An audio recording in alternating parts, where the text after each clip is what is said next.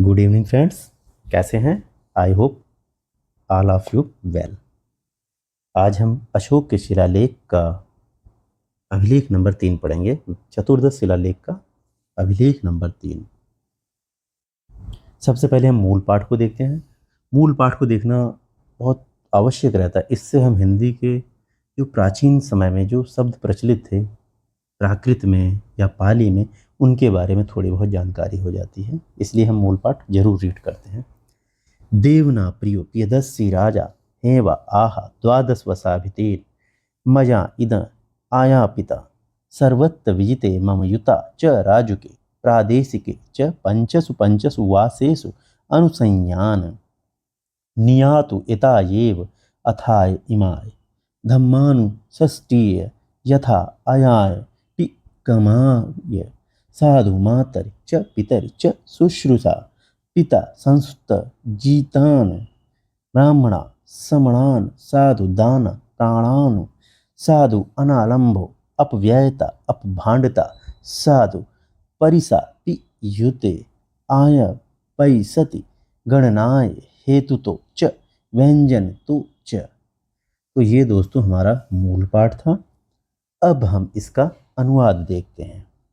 देवों का प्रिय प्रियदर्शी राजा इस प्रकार कहता है, 12 वर्षों से अभिषिक्त हुए मुझ द्वारा यह आज्ञा दी गई, मेरे विजित मतलब राज्य में सर्वत्र युक्त राजुक और प्रादेशिक 5-5 वर्षों पर जैसे अन्य शासन संबंधी कार्यों के लिए दौरा करते हैं, वैसे ही इस धर्मानुशासन के लिए भी अनुसंयान करेंगे और दौरे पर बाहर निकलेंगे, ताकि देखें माता और पिता की शुश्रूषा अच्छी है, मित्रों, प्रशंसितों, परिचितों, संबंधियों तथा ब्राह्मणों और श्रमणों को दान देना अच्छा है, प्राणियों मतलब जीवों को न मारना अच्छा है, थोड़ा व्यय करना और थोड़ा संचय करना अच्छा है।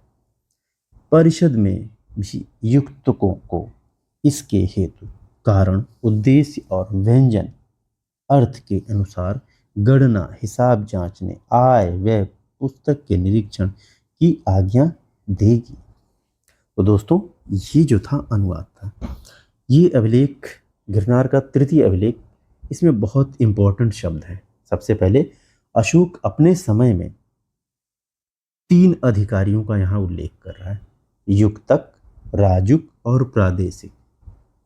अब हमें पता चल गया मौर्य काल में ये तीनों अधिकारी हुआ करते थे। एक इंपॉर्टेंट बात, जब अर्थशास्त्र की जो बुक है जब वो खोजी गई तो समस्या आई कि ये किस काल की है, उसमें तो कुछ भी नहीं लिखा था। जब पूरी अर्थशास्त्र पढ़ी गई तो उसमें एक शब्द मिला, युक्तक। फिर युक्तक शब्द जब मिला तो उस समय तक अशोक के अभिलेख की जानकारी नहीं थी पूरी तरीके से, और जब अशोक के अभिलेखों को पढ़ा गया तो उनमें से युक्तक शब्द जो है वो उस साहित्य से, अर्थशास्त्र के साहित्य में मिल गया कि भाई ये शब्द अशोक के अभिलेख में भी मिल रहा है और अर्थशास्त्र में भी मिल रहा है। इस एक शब्द से ये सुनिश्चित हो पाया कि अर्थशास्त्र जो है वो मौर्यकालीन रचना है। तो ये शब्द बड़े इंपॉर्टेंट हैं। 3 अधिकारियों के नाम आपको यहीं पता चल गए, युक्तक, राजुक और प्रादेशिक। इनके लिए निर्देश दिया अशोक ने कि आप सभी लोगों को 5-5 साल पर अपने क्षेत्र में दौरा करना अनिवार्य है। ये भी देखना है कि क्या धर्म के अनुसार कार्य हो रहे हैं, धर्म अनुशासन बढ़ रहा है कि नहीं बढ़ रहा है। तो इस दौरे को, जो धार्मिक दौरा था, धर्म की देख रेख के लिए जो ये दौरा था राजकीय, इस दौरे को अनुसंयान या अनुसंधान कहा गया।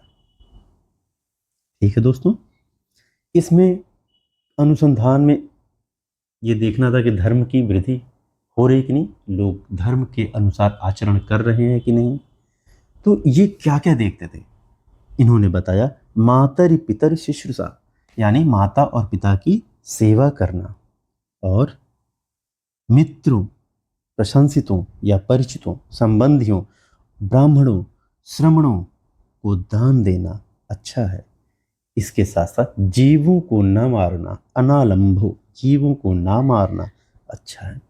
थोड़ा व्यय करना चाहिए और थोड़ा संचय करना चाहिए। ऐसा नहीं कि सब व्यय कर दो और ढेर सारा बचाने के भी चक्कर में पड़े रहो। तो वो कहता है अल्प व्यय करिए और अल्प संचय करिए। परिषद में भी युक्तकों को इसके अनुसार कार्य करने के लिए भी वो आज्ञा देता है।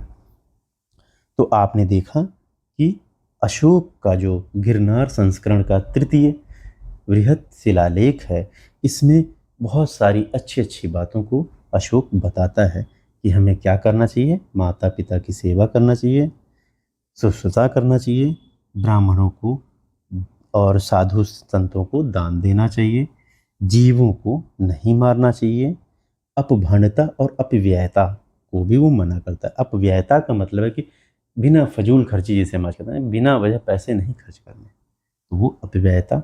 अपभ्रंशता का मतलब जरूरत जितनी है थोड़ा बहुत बचा लो, ऐसा नहीं कि सब बचा करके रखना है।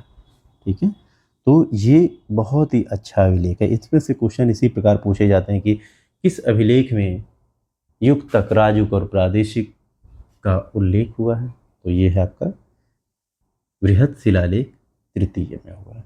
इसी में अनुसंधान शब्द का भी उल्लेख हुआ है। अनुसंधान के बारे में पूछता है कि क्या है। तो जो अधिकारी हैं, अधिकारीगण हैं, उनका प्रत्येक 5-5 वर्षों पर अपने क्षेत्रों में जो दौरा है, धार्मिक दौरा, धर्म के लिए दौरा, वो अनुसंधान कहलाता है। ठीक है दोस्तों, तो आज हमारा जो है लेक्चर यहीं तक है। नेक्स्ट टाइम पे हम फिर मिलेंगे। Okay, thank you.